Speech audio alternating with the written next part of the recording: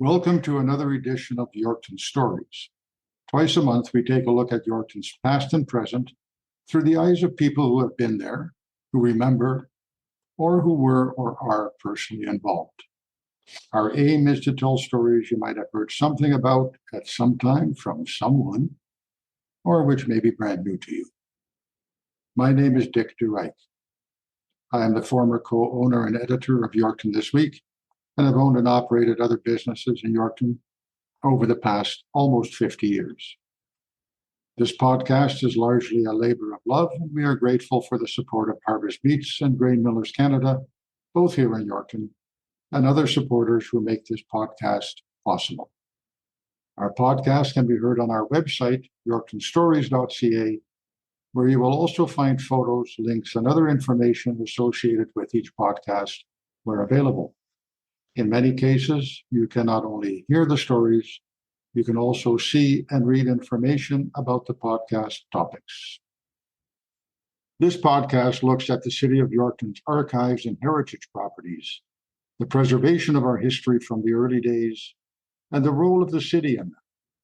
It is a topic that has been a work in progress in my mind and has evolved as I researched and talked to people involved in the process. Let me explain. Until about 4 years ago, the city had a part-time historian and archivist, Therese Lefebvre Prince, also known as Terry. She was well known in the community to those interested in the preservation of our history, both through personal contacts she made with those who had stories to tell, and through a regular feature in the local newspaper called History Corner, which provided a glimpse of some of our interesting stories. Terry started working with the city in 1997 to research local heritage and history. It appears she was the second person in that position. The city had a heritage researcher in 1989, apparently. Terry was paid through a grant which the city received to cover her pay for 3 months at $700 a month. One of the first things she did was advertise for historical photos to start a collection reflecting Yorkton's history.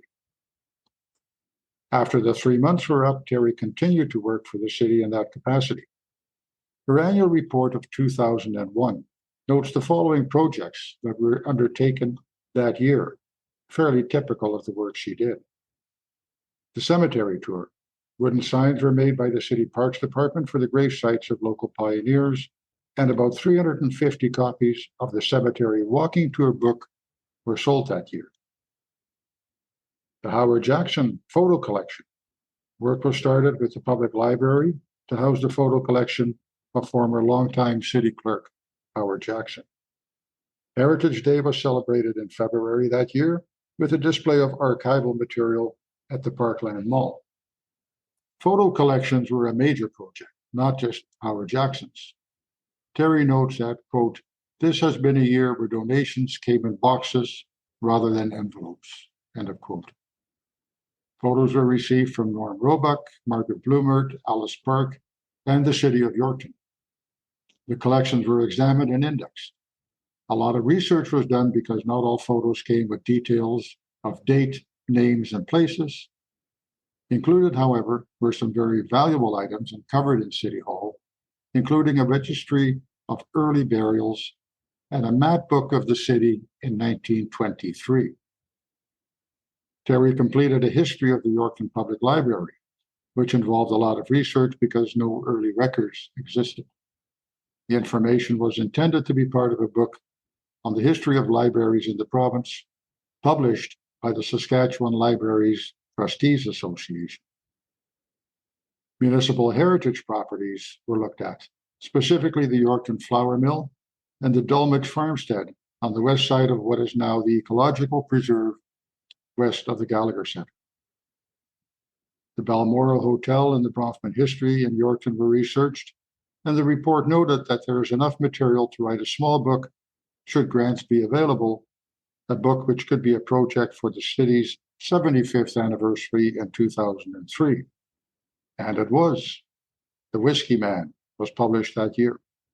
Also in the works was a comprehensive history book to be published in conjunction with the province's centennial in 2005. Terry noted that Research is always ongoing. I have enough material to start writing some chapters this year. Windows on our history, 189 pages of detailed history of the city from pre-colonization times to 2005 was published, and that book is still available. And she answered requests for information, approximately 50 that year. Terry was the city historian and archivist until 2019, when she moved to Saskatoon to be closer to necessary healthcare. She was 87 years of age at the time. She left behind, by her estimate, about 400 files of Yorkton history. Now 91 years and counting, she remains active as a private researcher and an author. She has provided this podcast with a lot of suggestions and bits and pieces of information that we have been and will continue to use as we explore Yorkton stories. And we are grateful for her assistance and guidance. When she left, the position with the city was left vacant, and little appeared to have been done in the area of heritage preservation. That made some people unhappy. The city did not have a historian anymore, and the archives of the city were not readily accessible to the public, if at all. I have been acutely aware of the resulting grumblings from people who felt the city was shirking its responsibilities.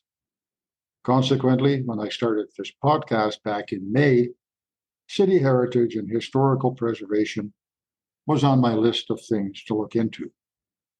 I can tell you that I started with the same level of skepticism about the city's efforts that others had, because I had heard that side of the story. What I had not heard and now have is the other side.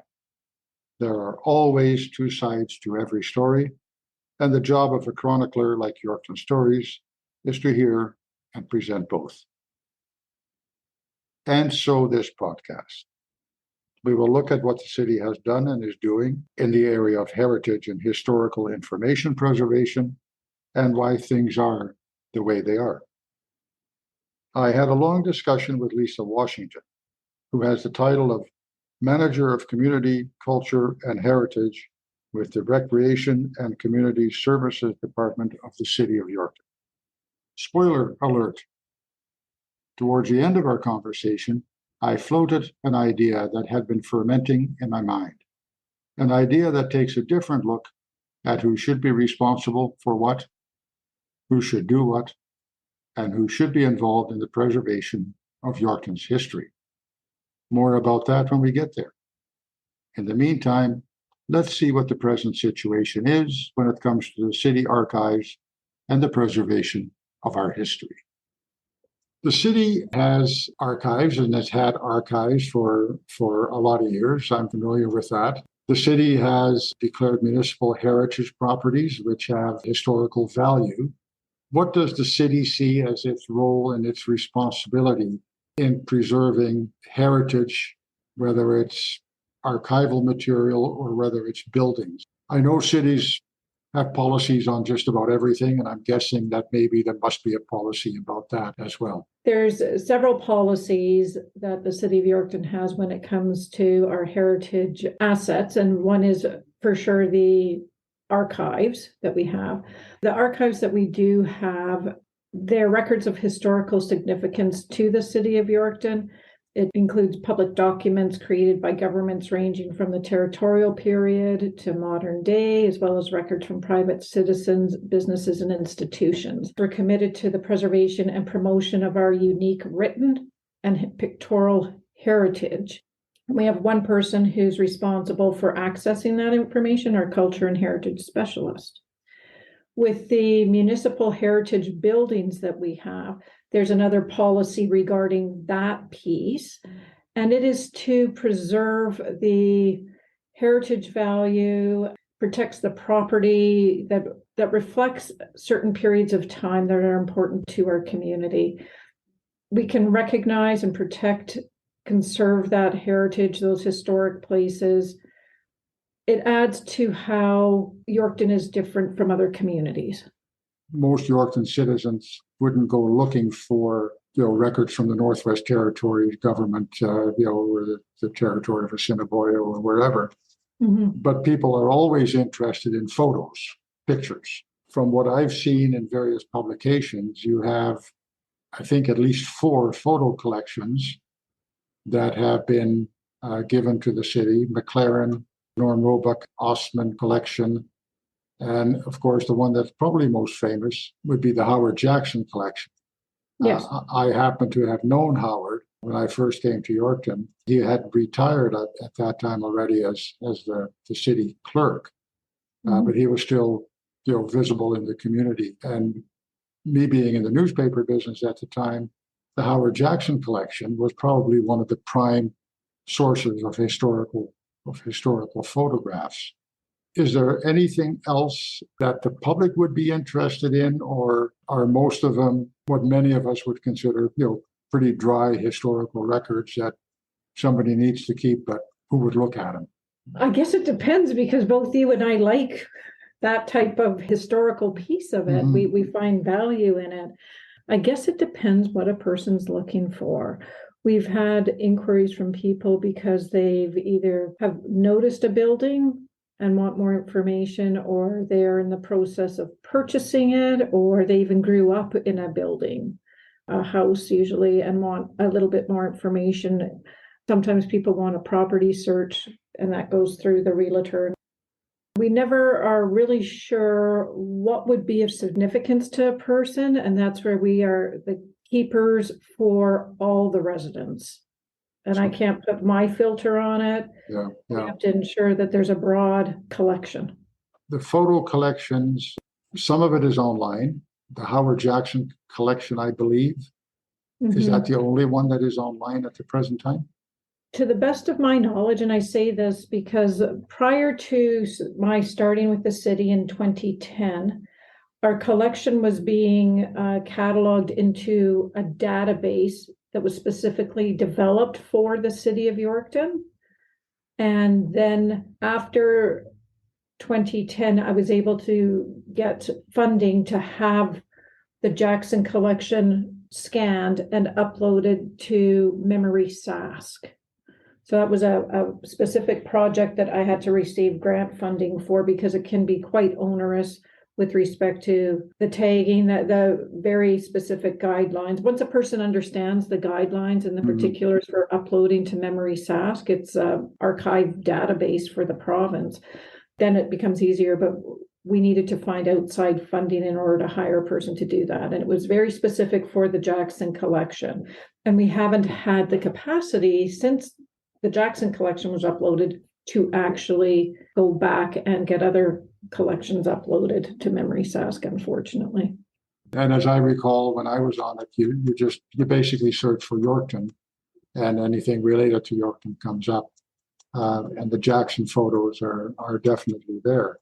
Jackson photos at one point were kept at the public library, I believe, and we lost some of them. That's what I've been told, and that was actually the beginning of the archives that are housed in the basement of City Hall, because we had heard the city had received funding to hire a person, Terry Lefebvre Prince, to write a book about the history of Yorkton, Windows on Our History. When she went looking for first source documents, she came across the Jackson collection at the library and noticed some of the actual photos were gone. And she recognized the historical value of the original documents and said, you know what, talked with her steering committee and said, we need to do something about this and bring them under our safeguard. And that was the beginning of the archives. So you still have other collections, but basically it's an issue then of funding and time in order to add those to the online archives as well. Correct. Unless there's a group that is really gung-ho and wants to take on that whole piece of digitizing and uploading and follow the archival requirements, and having the space too, because in order to work with documents, a person needs more than just a little wee TV tray. Your archives, photos and documents, are stored at City Hall. This is all locked up How do people get access to it? My understanding is that there's a process called access to information that the city Yes. has, and that if I wanted to look for specific items, I could pay a price, a fee, and somebody would do this. Is that how it works? Yes, it is. Physical access to the archives itself isn't permitted, but our heritage and culture specialist can go in and find the documents. And it is through an online form that a person has to fill out, and there's a fee based on how much time it is needed in order to find the documents. The person needing the information and the culture and heritage specialist would make an appointment to meet to view them. I would need to be fairly specific in what I'm looking for, I assume. Yes. Or else the time commitment on the part of the staff would be fairly considerable. I mean, if I said, you know what, there's a house somewhere on 6th Avenue and I'd like to get a picture of it from what it would look like in 1920, I'm assuming that's not a quick process.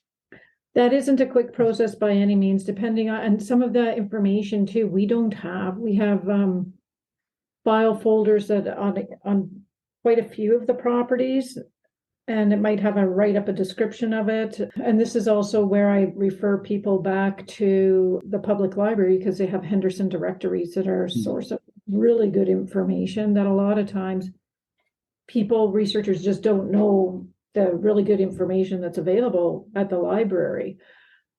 When it comes to photos of a specific building, unless it was actually something very significant, chances are we might not even have it. And to go down into the archives and do the research and say, oh, we have nothing, but you still have to pay for the time. Yeah, that wouldn't be a popular thing. No. It's too bad that Google wasn't doing street views back in 1920, you know. That would have solved That would have made things a whole lot easier. Some information about the way requests for information are handled by the city. The Local Authority Freedom of Information and Protection of Privacy Act promotes the openness and transparency of municipal governments and the protection of an individual's privacy. The Provincial Act enables people to apply for access to records held by the city and sets out rules on how the city collects, uses, and shares personal information. Everyone has a right to request records that are in possession of the city. That can include information that is written, photographed, recorded, or stored in any other way. To request any of this information, an access to information request form available on the city website at yorkton.ca is required, and it asks for as many details as possible. A $20 application fee must be paid at the time that the application is made. Under the provincial legislation, the city may also charge fees related to searching for a record or preparing it for release. If the fees are likely to be $100 or more, a fee estimate will be provided, and a deposit of 50% of the fee estimate may have to be paid before someone at the city actually starts looking for the information. The rest is payable when the information is provided. And if you're in a hurry for it, you may be disappointed because it's not a quick process. The city has 30 calendar days to get back to you after receiving the request and application fee, although it, of course, will not necessarily take that long. One of the keys to this process is that the person requesting the information needs to indicate how much effort he or she wants the city to make to find the information. As Lisa asked, how far do you want us to dig? There will be a price. A personal observation. I am familiar with the time it takes to do research. I have done a lot of it, and I'm doing lots more for these podcasts. I think it is reasonable for the city to charge for that work because it can be very time consuming.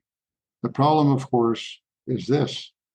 Nobody can tell you or knows how much time it will take before you pay the $20. Yes, you have a right to request information, but what is it worth to you?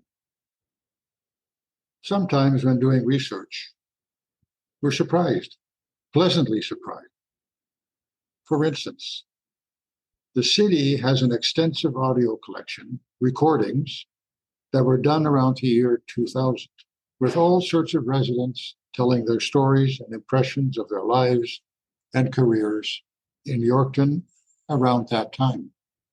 I didn't know this existed, what the city had and had been doing, but this is a collection of tapes, interviews with people, both city employees and community members. What's the history of that, and how did that come about? Speaking to the very first heritage researcher, she had collected these stories prior to 2000, because she was looking at the people that were involved in the community or had been part of the families that were first landowners here in Yorkton. And she thought, oh, we need to get their stories before they're no longer with us. So she actually received support from Norm Roebuck, who used to be, I think, in the TV business. Yeah. And was able to use his recorder and went and she had visited some people in their apartments and had a conversation, recorded it, and then they were put down into the archives. And then over the years, more things got kind of accumulated in there and shifted around. And just, I think this within the past 3 years, one of the summer students was in there with the next heritage researcher, and they came across these and said, hey, what is this? And we received some funding to take the recording. We were concerned about the integrity of the cassette tapes. Yeah, exactly. Received funding to purchase the equipment to digitize it. And so it was digitized very quickly. And now our current heritage and culture specialist is listening to them to tag it and tell us more information, because it has the person's name on it, but that doesn't tell everybody what the story is or who that person is. So he's actually indexing them and creating a list of topics that are covered within each of those. Yes. And now I just we're going to find the documents, any sort of documentation in order to absolutely, we want this amplified out in the community somehow. And so with your podcast, that's a perfect avenue for it, Dick. I'm very excited. We just need to make sure all the guardrails are on with respect to if the person's living or not, or how you understand all of those. Yeah. And then too, tucked within that whole, and I'm saying the box is, I think, a handful of tapes that Mick Burrs did with some other people. There's the box, but it has one collection that our heritage researcher did. And then in that box are tapes that another person did, kind of driving around, having a conversation with people. An interesting little find, that's for sure. The name Mick Burrs sounds familiar, but I can't place him. He was a poet. Yes. Yeah, and he passed away in 2021. Yes, he used to hang out at the library. The tapes were made by Terry Lefebvre Prince and have now all been digitized and indexed. So there's a list of who was interviewed, when, and what topics were discussed. The Mick Burr tapes that Lisa mentions have not been through that process. There are 8 municipally designated heritage properties in Yorkton, as listed on the Saskatchewan Heritage Property Search website, part of the province's website at saskatchewan.ca. They are 29 Myrtle Avenue, one of the original rental houses built in 1932 by the local Doukhobor community. The residence at 81 2nd Avenue North. The Army, Navy, and Air Force Veterans Building on the north side of Broadway, just east of 3rd Avenue, more recently being used for retail and offices. The Dulwich Farmstead, mentioned earlier. The Hudson's Bay Company store on the west corner of 2nd Avenue and Broadway, which was later used as a Woolworth store, a furniture store, and now has retail outlets and residential space on the 2nd floor. The old land titles building on the northeast corner of Smith Street and Third Avenue, now attached to the Godfrey Dean Cultural Center. St. Paul Lutheran Church on the north side of Smith Street between 4th and 5th Avenues, and the original Yorkton Flour Mill, now owned and being restored and redeveloped by the Yorkton Brick Mill Heritage Society. Our last podcast took a very detailed look at that piece of Yorkton history. You can see links and more information about all of these on our website at www.yorktonstories.ca. These are properties that have historical value. How are those designated? What's the process for designation? What is the responsibility of the owner once it's designated? How does that whole system work? The municipal heritage property designation is actually, there's a guide online through the Saskatchewan government. If you, there again, go on their website and type in heritage, it brings up the whole process on how to do it. It explains why a person might consider it. And there's also, with municipal heritage designation, those property owners have access to funding to preserve the important pieces of that property. Some of that has been done in Yorkton, and I'm thinking particularly of the former Army Navy Air Force Veterans Building on Broadway. Yes. The original, because that building dates from the very early 1900s, I believe. So if people do have property that has historical value, they could go through the process of applying to have it declared a heritage property.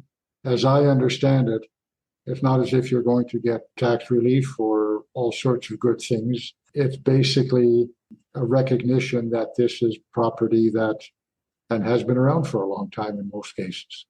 The 8 buildings that we have designated, or 8 properties that we have designated through the Municipal Heritage Act, it retains the history, the uniqueness of Yorkton. And I think for forward-thinking people, that's a piece they want to retain to keep their community looking nice, being also different than the other community down the road.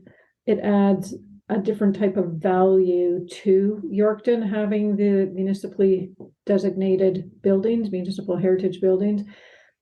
It contributes to the social aspect because it retains the value on so many of those intangible levels, and environmental sustainability too, because holy smokes, looking at this list of designated buildings, these ones were built well, really well. And it would be so unfortunate if all those really good materials of being in a landfill when they built solid buildings back then. Yeah.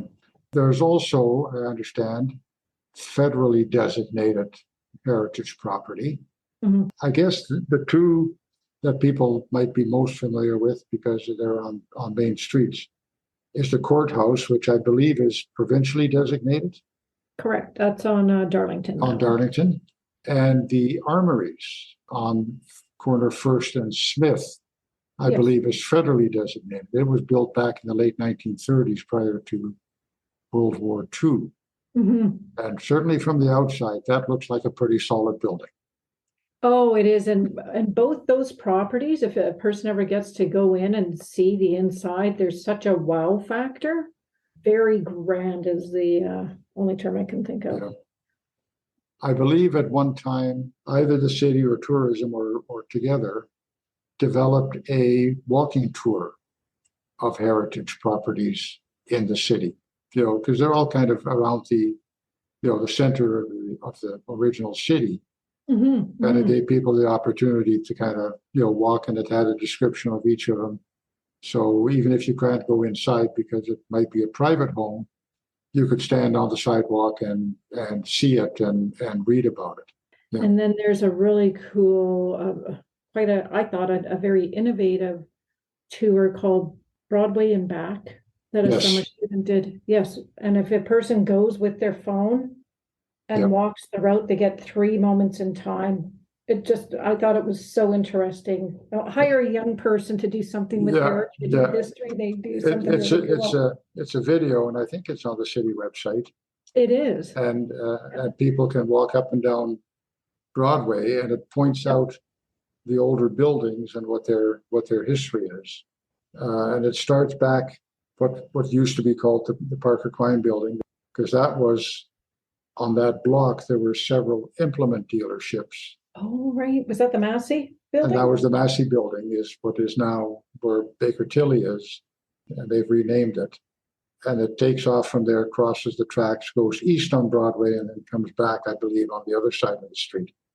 So there's an opportunity. There's several opportunities for people to view heritage property. Mm-hmm. There's also an interesting brochure that Tourism Yorkton provides, a walking tour of the cemetery. Oh, yes. And the gravestones of early pioneers, very early pioneers that are in the city cemetery on the east side of town. So people are interested in finding some of that information.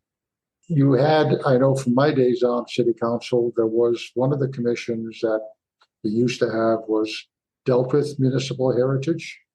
There is a provincial requirement that each municipality have a municipal heritage advisory body. So we do have the Municipal Heritage Advisory Subcommittee that then answers to the Recreation and Community Services Committee. It looked at specifically the municipal heritage designations. That's its order from council still. And I think the last time we actually met had to do with the Anavet's building, of all things, Dick. The current owner of it was wanting to do some interior modifications, and we just needed to sign off. The Municipal Heritage Advisory Committee signed off that the character defining elements were not being changed or disturbed. And at the time when we met with the general contractor, there's some of the information he was sharing. It was like, oh, it was even going to look even better than the state it was in right then, because they were going to open up walls and actually reveal the amazing brickwork inside. As far as archival material from the current period, is this material still being collected? No. It isn't. We don't have the space nor the staff time to, I think the technical term is to ascension a collection where we can catalog what's actually there and add it into a database. We just don't have the person power. Official city records, those are the responsibility of the office of the city clerk. If people have archival material, photos in particular, but other information as well, is there a process where they can donate this to the city archives? Are you accepting that? We aren't. We don't have any room. We are not accepting any donations at this time, unfortunately. This is where it stands today. The city has a part-time position that is responsible for digging out information when requests come in and sorting through and organizing the material the city already has. Access to this material is not easy and has a price. And other than official city records, archival material and history is not being collected at this time. I understand to some degree the reluctance of the city and council to dedicate money to this purpose. For most taxpayers facing increased costs in all areas of life, the priorities are the necessary public services we need and expect, and which we all use: roads, safety, water, recreation, healthcare, education, and paying as little taxes as possible. It is not easy to convince people to spend money on the past. We are much more concerned about the present and the future. But there are people who do see value in preserving history, in knowing where we've been and how we got to where we are today. I'm one of those, obviously. It's the reason for being of this podcast.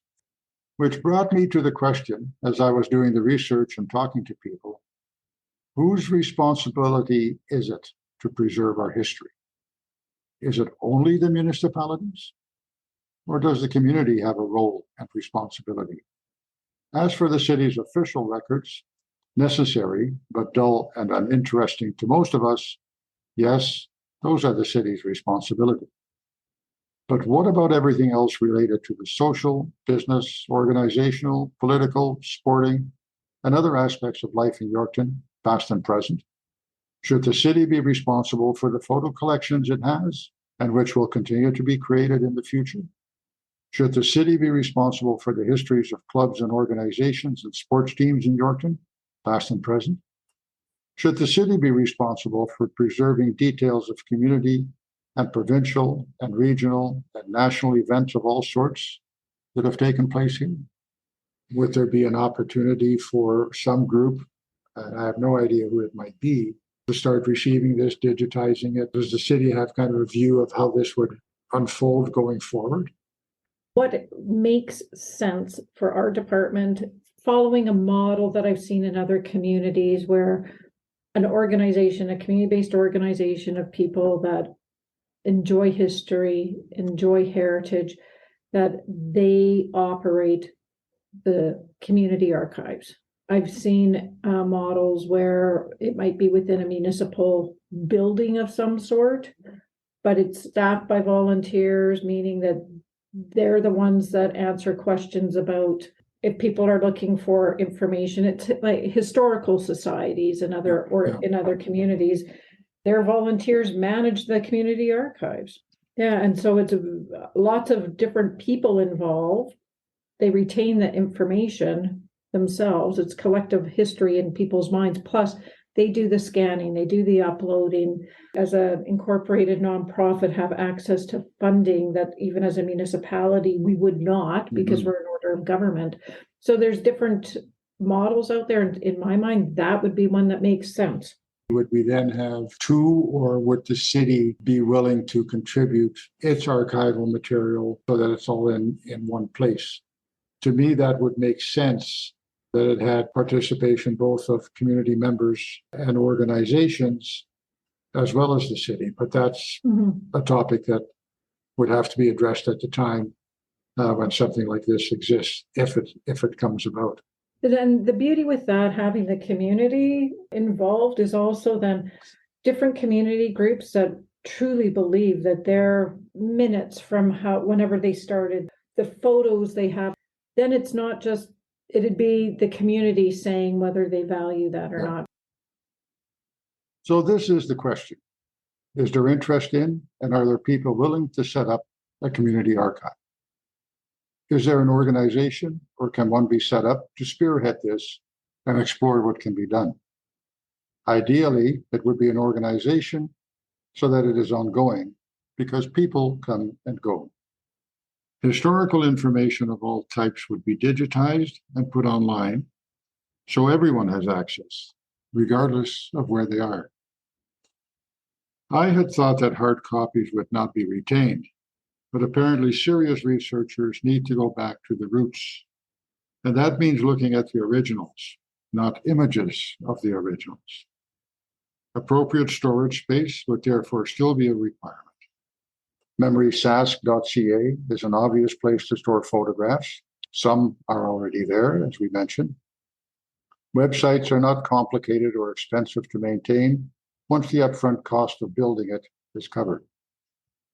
This is not rocket science, but it takes planning, it takes time, it takes volunteers, and it takes basic equipment that many already have. It will take some seed money to get it started. It takes organizing the work and then doing it over however long it takes, which may be several years to catch up on the backlog to be realistic. And it takes willingness on the part of the city to release its trove of photos and documents. Once that is done, Yorkton would have an archive, a historical record available to all, anytime, anywhere, one that goes back to its founding in 1882 or before, and kept up to date by the community, by community volunteers. We will publish another podcast in a few weeks. Generally, new podcasts are available on the 10th and the 24th of each month. Visit yorktonstories.ca to hear all the podcasts, and there you can also sign up for our email list so we can let you know when a new episode is available. and what it's about. We will use your email address only for that purpose. We will not try to sell you anything. We will not sell your email address to spammers. And we will not email you unless it is to let you know about a new podcast. Your comments and suggestions are always welcome. Get in touch through our website or by emailing dick@yorktonstories.ca. We'll talk again soon.